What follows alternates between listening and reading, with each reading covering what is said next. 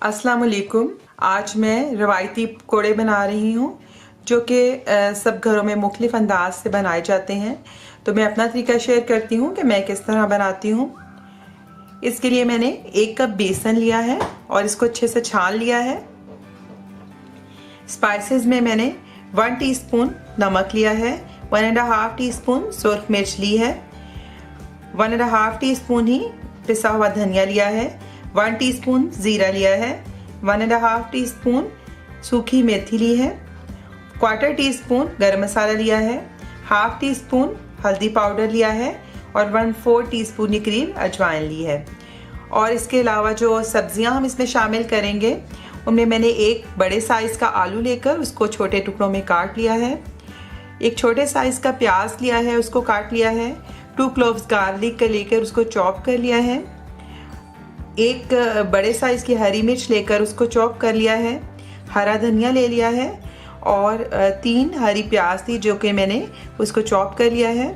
और ये जो बड़ी वाली मिर्च है इससे हम मिर्च के पकोड़े बनाएंगे। तो पहले हम बेसन का मिक्सचर बना लेते हैं। तो बेसन में मैं पहले सब स्पाइसेस शामिल कर लूँगी और इसको मिक्स कर लेंगे।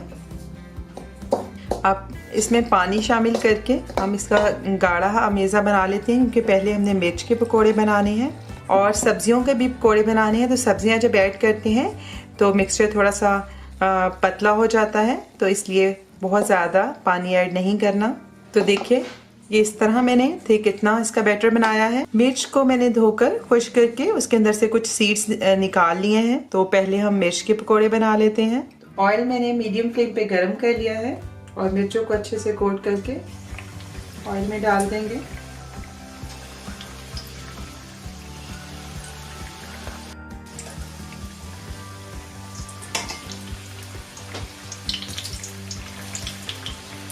मिर्च के पकौड़े तैयार हैं, इसको मैं बाहर निकाल रही हूँ। अब सारी सब्जियां जो हैं वो इस बैटर में डाल देंगे और अगर ज़रूरत पड़ेगी तो थोड़ा सा पानी शामिल करके इसका मुनासिब सा बैटर बना लेंगे। तो इस बैटर में बस मैं थोड़ा सा पानी डालूंगी। अब ये बैटर भी तैयार है और अब हम पकौड़े फ्राई कर लेते हैं। अब आप चम्मच की मदद से या हाथों की मदद से पकौड़े डाल लें। हाथ से डालने से पकौड़े बहुत अच्छी शेप के बनते हैं।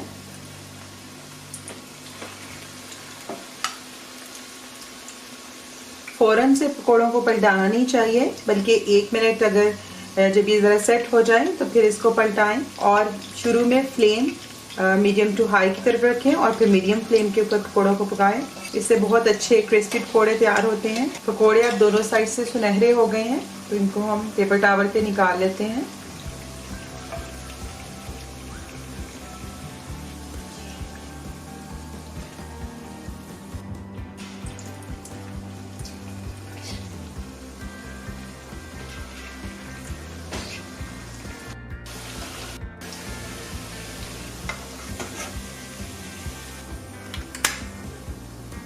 तो दोनों तरह के पकोड़े हमारे तैयार हैं, बहुत क्रिस्पी बने हैं। आप भी इसे ट्राई करें।